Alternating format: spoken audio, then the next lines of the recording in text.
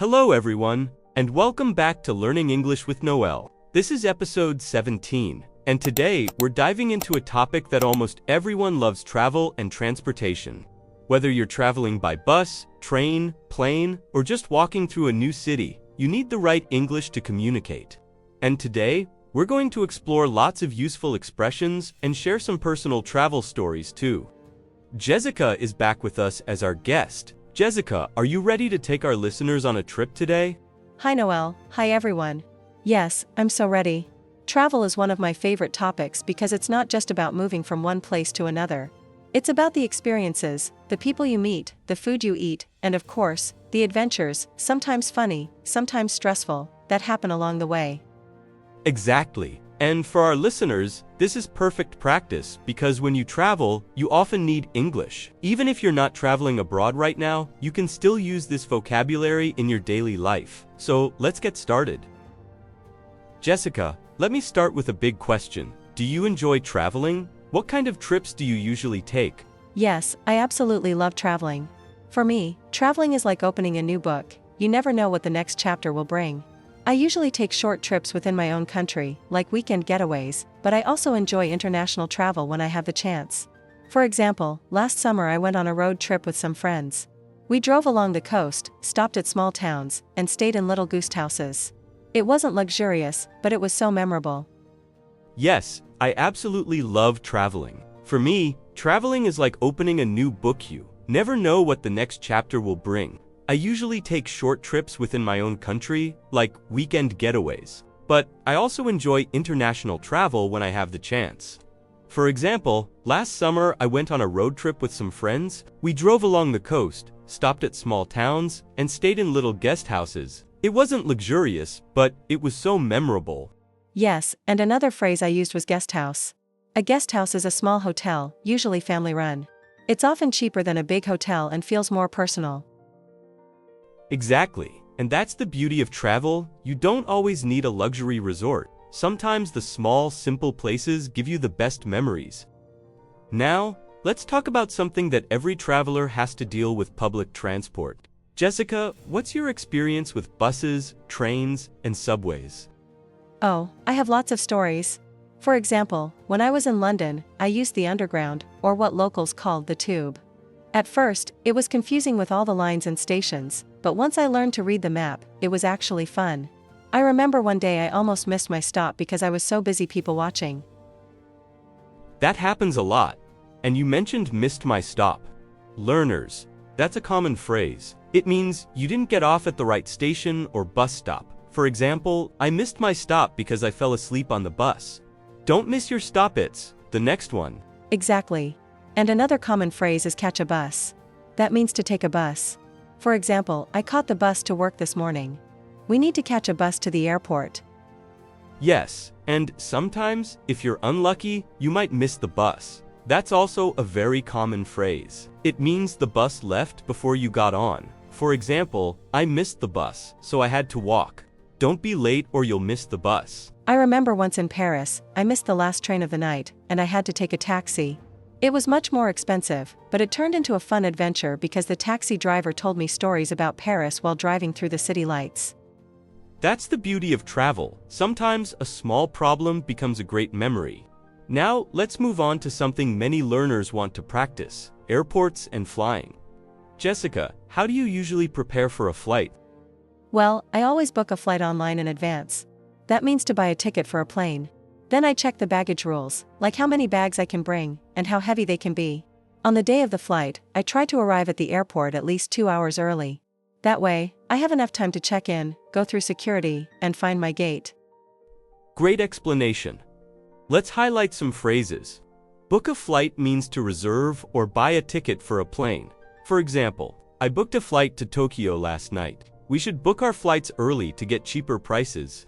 Yes, and another important phrase is check-in. That means to register at the airport and get your boarding pass. For example, we checked in 2 hours before the flight. You can check in online to save time. Exactly. And once you've checked in, you go through security. That's where they scan your bags and make sure you're not carrying anything dangerous. After that, you find your gate, which is the area where your plane will leave from. Yes, and don't forget about boarding. That's when passengers get on the plane. For example, boarding will begin at gate 10 in 15 minutes. We boarded the plane and found our seats. Perfect. And sometimes things go wrong. For example, a flight might be delayed, which means late or even canceled. Have you ever experienced that, Jessica? Oh yes. Once, my flight was delayed by 6 hours because of a storm. At first, I was frustrated, but then I ended up meeting another traveler from Canada, and we spent the time talking and sharing travel stories. It turned out to be fun. That's a great attitude, turning a problem into an opportunity. Jessica, let's imagine you're in a new city and you're lost. How would you ask for directions in English? I would start politely, like, "Excuse me, can you tell me how to get to the train station?" Or, "Excuse me, could you point me in the direction of the museum?" That's excellent. Learners, here are some useful phrases.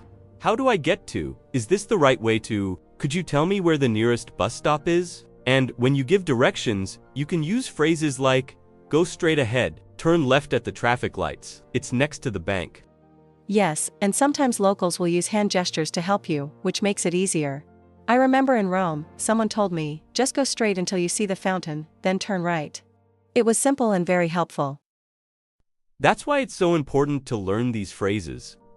They're small, but they can save you a lot of stress when traveling. Jessica, let's move on to taxis and ride-sharing apps like Uber or Grab. They're a big part of travel these days. Do you often use taxis or ride-sharing when you travel? That's why it's so important to learn these phrases. They're small, but they can save you a lot of stress when traveling. Jessica, let's move on to taxis and ride-sharing apps like Uber or Grab. They're a big part of travel these days. Do you often use taxis or ride-sharing when you travel? That's a great point. Apps really help travelers. Let's share some useful phrases for taxis. If you're getting into a taxi, you might say, "Could you take me to the airport, please? How much will it cost to go to the city center? Can you drop me off at the train station?" Yes, and sometimes you need to ask if the driver is using the meter.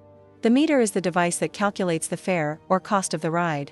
You can ask, "Are you using the meter?" or "Please turn on the meter." Exactly. And sometimes, especially in big cities, you'll hear drivers say there's heavy traffic. That means there are a lot of cars on the road and it will take longer. Jessica, do you remember any funny taxi stories? Yes. In New York City, my driver was so talkative. He told me his whole life story in 20 minutes, about his family, his favorite food, and his favorite music. At the end, he even recommended a pizza place. It felt less like a taxi ride and more like a mini tour. I've had that experience too. Some drivers love to chat, and sometimes you learn more from them than from a guidebook. Now, let's talk about renting cars. Have you ever rented a car while traveling? Yes, once in Spain. I rented a small car to drive along the coast. It was beautiful because I could stop whenever I wanted, at beaches, small towns, and restaurants. But driving in a new country can be challenging.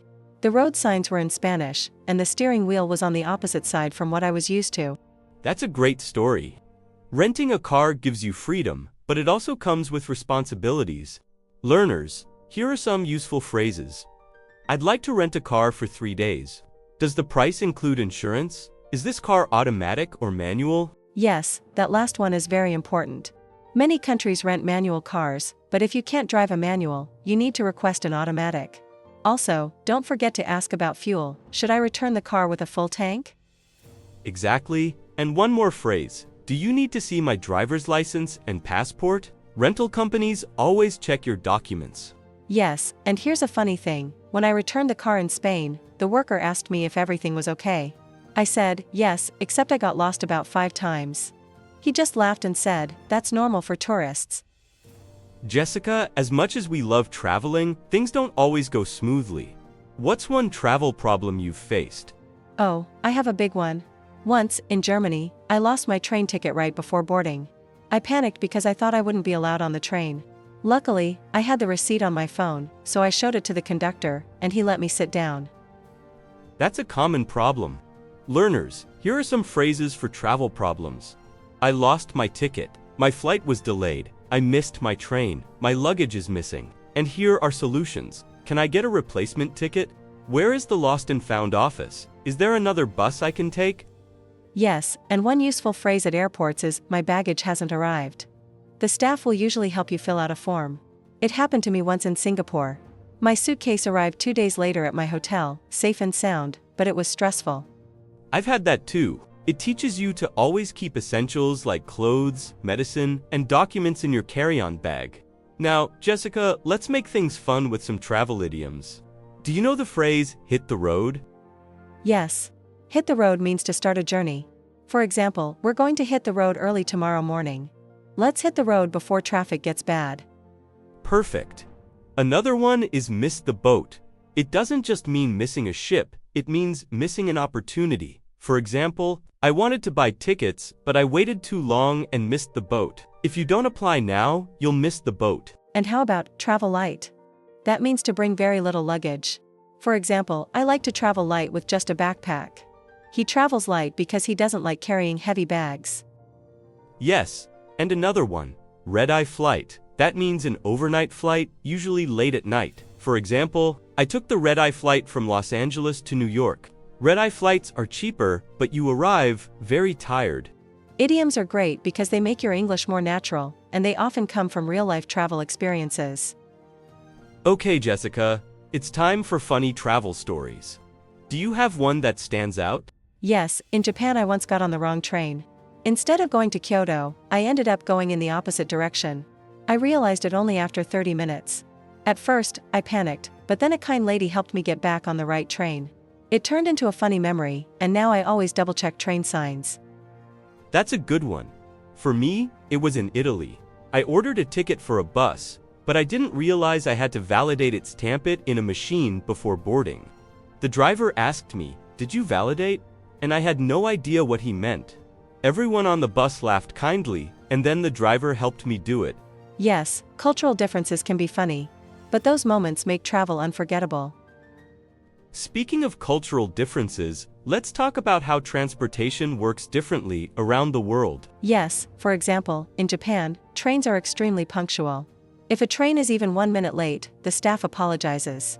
In contrast, in some countries, buses can be 30 minutes late, and nobody seems surprised. That's true. In Cambodia, where I've traveled, buses are comfortable but don't always leave on time. But that's part of the local culture, it's more relaxed. Yes, and in Europe, you often have to validate tickets before riding trains or trams. But in the US, you usually just buy a ticket or pass.